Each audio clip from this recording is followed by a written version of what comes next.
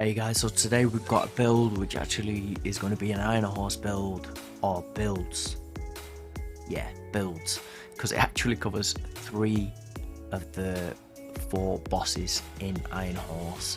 So this is one build, 3 bosses in Iron Horse. How fantastic is that? So without further ado, let's check out the video.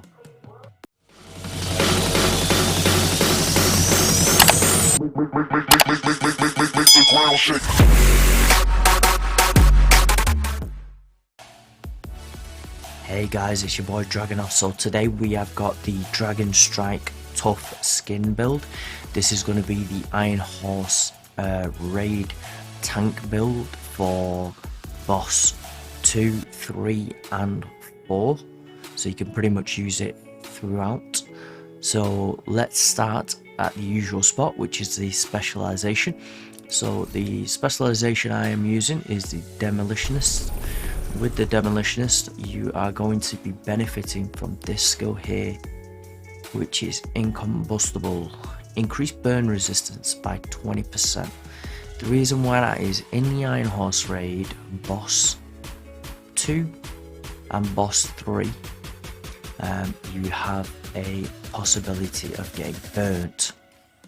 So you want that burn resistance as high as you can get it. So if I go into my stats and I go down to my hazard protection, you can see my overall hazard protection from my gear and my watch level is 70%.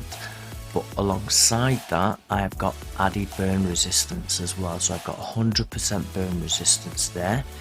And I've also got shock resistance at 89%.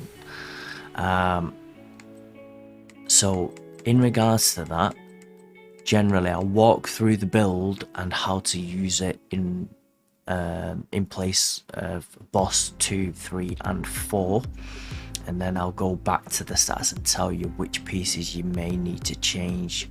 But you won't be changing gear pieces, you'll only be changing mod attachments to them gear pieces. Okay, so let's start with the loadout itself. So generally the loadout itself, Demolitionist will stay on there permanently. So the only things that's going to change, so you can either write this down or make a note of it. So boss 1, like I said, the gear pieces will not change, so you will be using the gear pieces. So generally you'll want 3-piece Gila Guard. So mine, I've got the mask, the chest piece and the holster. And then you want 1-piece Bellstone Armory and 2-piece Golden. The reason for this is from the 3-piece and the 2-piece Golden, the 1-piece Bellstone, you're getting armor regen, so you're getting 3% armor regen. Okay, and then on the gear pieces themselves, you want to roll hazard protection on all of them and armor regen. If you can get those gear pieces with one or the other, you can roll the other one onto it. Okay, so like I said, 3-piece Gila Guard, 2-piece Golden, 1-piece Bellstone. Doesn't matter which way around you put it, as long as you've got those pieces in there. But the only thing that needs to be on there, the bag and the chest, you need to have these pieces on there. So Protector, so when your shield is damaged, you gain 5% bonus armor, and all other allies gain 15% of your armor as bonus armor for 3 seconds. It's got a 3-second cooldown duration. On the chest piece, this chest piece is the main chest piece appointment, and it also has the perfect Vanguard talent on there. Deploying a shield makes it invulnerable for 5 seconds and grants 50% of your armor as bonus armor to your other allies for 20 seconds. Cooldown duration of 25 seconds on that piece. Okay, so in regards to that, there is a point where you can actually give a maximum 65% bonus armor to your allies, but there are certain parts in the raid of which I'm not too sure of. I think it's boss 2 where the shield doesn't take the incoming damage and give that extra damage to your allies. So the the way I understand it is when your shield is damaged, you gain 5% and all the other allies gain 15% bonus armor. Okay? So the thing is, when you go in with 100% burn resistance, your shield isn't taking damage because it's negating that damage. As far as I'm aware, quote me if I'm wrong, as far as I'm aware, if you've got full hazard protection on burn, you're taking burn damage with a shield, nothing is taking burn damage, so therefore you won't gain that stack. But it's not worthwhile changing that piece for something else, because you can use it for other bosses in Iron Horse. So keep it on there, just keep it on there, because it will just save you one piece extra to move around and change for another piece. So try and make, when I made this build, I tried to make it viable for all of the Iron Horse raid, so I don't have to mess about too much. And that's one thing I generally have with my builds, is it's got to be a build that can be used multiple times. I don't want to be, because the way the loadout slots are and we only get 16, I don't want to be messing around with multiple builds, especially ones that I have personally, just to make out an extra loadout slot for an extra build for a boss in Iron Horse. I'd rather have a build that ticks all the boxes effectively, let's say. So let's start with boss 2. Okay, so boss 2, so the pieces you're going to change, or the pieces you're going to try and have, is the Ravenous, and then your secondary weapon doesn't really matter. I'd probably go with something hard hitting, maybe an AKM, like a FAMAS, which I've already got on there, maybe like a submachine gun, or a hard hitting LMG, or even a shotgun. You could use a shotgun, okay? But that's mainly for when you go outside of boss 2. So if you're going picking up ammo and you've got some ads there that you need to take care of, or you're going trying to revive someone, you need to quickly kill an ad and then revive your teammate, you can do that with your secondary weapon, but you're not going to use it in the furnace area of boss 2 in the Iron Horse, okay? So with the Ravenous, what you do normally, you will stack your bonus armor. That's all you'll be doing in there effectively. So you'll go in, you'll be the guy who calls out the screens. If you've not done Iron Horse before, then go and check out GC Rock's video on the Iron Horse guide, and you will see on there what I mean by screens and stuff like that. In regards to the Ravenous, you will be stacking bonus armor, and then you'll just keep doing that whenever you're in there, okay? Because you want to keep as much armor as you can. While you've got bonus armor as well, your armor will be regenerating, because anything that's possibly doing damage to you, once that temperature gets to max temperature, you're going to take a lot of damage on your armor. So you want the armor regen, you want the most armor you can get, and you want to be stacking bonus armor from somewhere permanently and consistently, okay? So that's what the Ravenous is there for. In regards to the shield, you're going to be using the Crusader shield.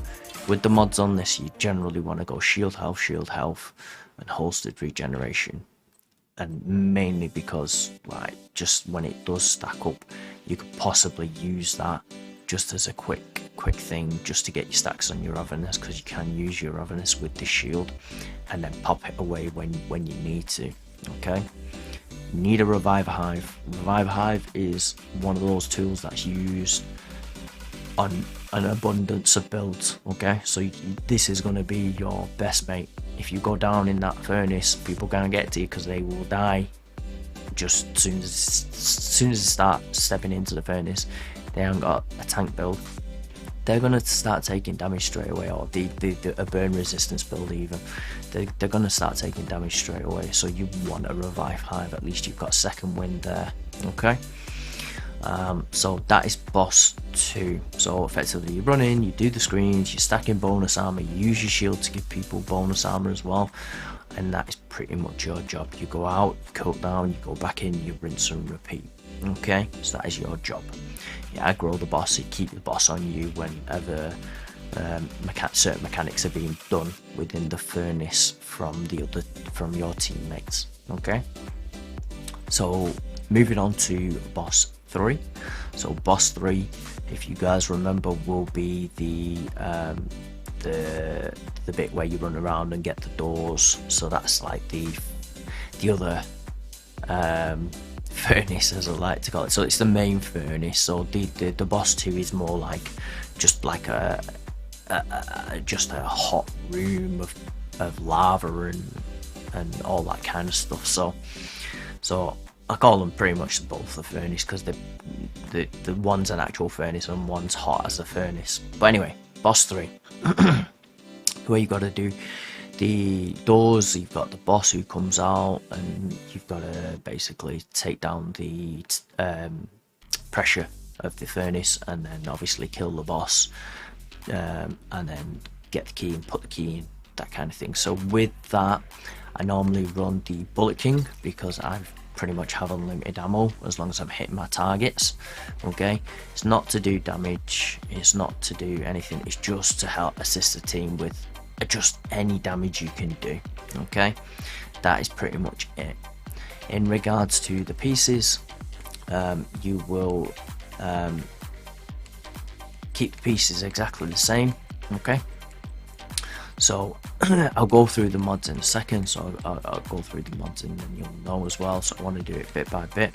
So in regards to the pieces will stay the same, but you'll use the Bullet King secondary weapon again. Doesn't really matter, use whatever you want, but like, it's just to assist the team.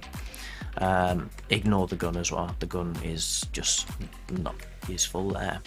So boss 2, you're going to put on the Bulwark Shield. That will be a Bulwark Shield, and again, same again, shield health, keep the mods on it exactly the same. Okay, and then revive hive again. So effectively, you're going to be the guy who's upstairs doing the diagnostics upstairs. Okay, I say upstairs, it's not really stairs, it's more like a floor. So you go up the chain, and then effectively you got diagnostic switches up there, so you'll be doing the diagnostics. And there's shock, there's fire, there's all sorts of stuff. Okay, so in regards to that, oh, previously as well, I forgot to mention, with the mods, with boss 2, you want a burn resistance mod on there. Try and get it as high as you can, but generally you want 1 on there. The others don't matter, because with 1 and this build and your watch, you will have 100% burn resistance. Okay, the other 2, oh no, excuse you. Anyway, going back to this, so your other 2, which is where we come to boss 3 now, is shock resistance. So shock resistance will negate any shock up there, so it doesn't stun you when you're trying to get to that switch again. So burn resistance, you'll still be at 100 because you've got the mod there. Shock resistance, you're at 89, you won't get shocked up there either, so you're fine for not being shocked either, so you can run through the shock as well. So burn, shock, and disorientate I think is the other one, but disorientate really doesn't have that much of an impact, because you can still move through it, even if it is a little bit slower, you can move through it. So I don't put any disorientate mods on there, I leave that off. Okay, so when it comes down to it, you've got the same mods as you did with boss 2, but effectively you're actually using the shock resistance mods now as well, when you're up there doing the diagnostics. Okay, you guys, again, same again, like I said with the boss 2, if you're not too sure in regards to how to play this role, check out GC Brock's video. I'm sure he's got some gameplay videos on there, or how-to videos, or guideline videos as to how to do boss 3. Okay, so the only thing that will change in boss 3 effectively is if you do want to change certain things around. This is obviously if you want to assist yourself a little bit, is sometimes people won't use the revive hive until they actually need to go down and do the boss fight. So they'll normally put on a turret, they'll put on a assault turret, okay, and throw that assault turret upstairs with them to distract the snipers that accumulate on the broken bridge, which is the bridge that is broken. It's as simple as that. I can't really explain it any other way. Okay, so that is the build for boss 3. Now moving on to boss 4. So boss 4, key tank and Morozova tank, okay, or as I like to call them, monkey slover. So again, the pieces will stay the same because you've got armor regen, you've got hazard protection, you've got explosive resistance. The only thing is you're not going to be suffering from burn, you're not going to be suffering from shock, you're not going to be suffering from disorientate. Oh, let me stop myself there. Just before we go any further, the other thing is before you get to boss 4, there is a bit where you run through a lot of ensnare traps, so you can do that bit. The only thing is where you have got burn resistance, you effectively go in and you swap them out, and you swap them out for ensnare resistance, and they will be on all 3, okay, because if you remember, you've got a 70% hazard protection on all hazard, and then we've got a top up from certain things, okay, so 70% added with 3 extras. I'd say probably 92% is the negate for ensnare. So if you get it to 92%, again, correct me if I'm wrong in the description, but I think I've tried it with 92% and I've managed to run through without being trapped. So as long as you put them three mods on and you get it to 92% ensnare resistance, you can run through to the last part before you enter for the boss 4 Morozova boss, okay. So that is fine for that bit as well. You keep the same pieces, you're just changing the mods attached to your gear, okay. So boss 4, okay, so boss 4 effectively is just swapping back to your Ravenous because it does more damage, okay. So you're going to be stacking your blue and your red depending on how things are going. But the thing is, you will definitely use this if you are going to be Morozova stagger tank. So that will mean you will be focusing Morozova as a tank when she comes out to play, okay. So the mods generally will always change, for myself anyway, will change to protection from elites. So they will change to whatever your protection from elites highest mods are, okay. So that'll give you a bit of cover from Morozova, a bit of cover from any ads that may be behind you trying to shoot you. Don't know if it works on the train, but I doubt it. But anyway, protection from elites is probably your best friend for boss 4, okay. And that will be standard whichever role you are playing, whether it be key tank or whether it be Morozova tank. In regards to the weapons, if you are Morozova tank, the weapon will stay the same, okay. Like I said, you want to do as much damage. So this stacks damage if you proc in right shoulder, bump to the left, proc right, 5 shots, bump to the left, proc 5 right, bump to the left, and exactly that. You shoot 5 right, you shoot 1 left, you shoot 5 right, you shoot 1 left. If you want to stack bonus armor, you shoot 5 left, you shoot 1 right, you shoot 5 left, you shoot 1 right. Try saying that really quickly. Okay, anyway, so Bulwark Shield, you'll be using that permanently, whether you Morozova or whether you stagger tank, because when you get to the middle, center, underneath the train, you go into that little ditch, you will be using your shield to cover all your teammates from fire from the turret, okay. So that will stay the same, and it once again revive hive throughout, okay. So like I said, boss 2, your mods change. Your mods will be burn resistance, shock resistance, because like I said, you have 100% burn resistance with just 1 mod. Going into boss 3, you don't need to mess about. You've got shock resistance, so you have shock resistance, burn resistance, and disorientate is just negated anyway. Going into boss 4, you change all 3 pieces to protection from elites, okay. You don't change any other pieces except for obviously the primary weapon. Obviously these pieces can stay the same, whatever you wish to do with them. But generally, boss 2, you will use the Ravenous. Boss 3, you will use Bullet King if you've got Bullet King. If you haven't, just use anything that does consistent damage. You might need to reload and actually grab ammunition though. But with the Bullet King, when I'm upstairs, I find it very easy to just pummel enemies with bullets after bullets after bullets, and then have a few bullets or a lot of bullets spare for other ads. Okay, because that Bullet King as well, if you're not too familiar, that Bullet King LMGs as well, they actually put enemies into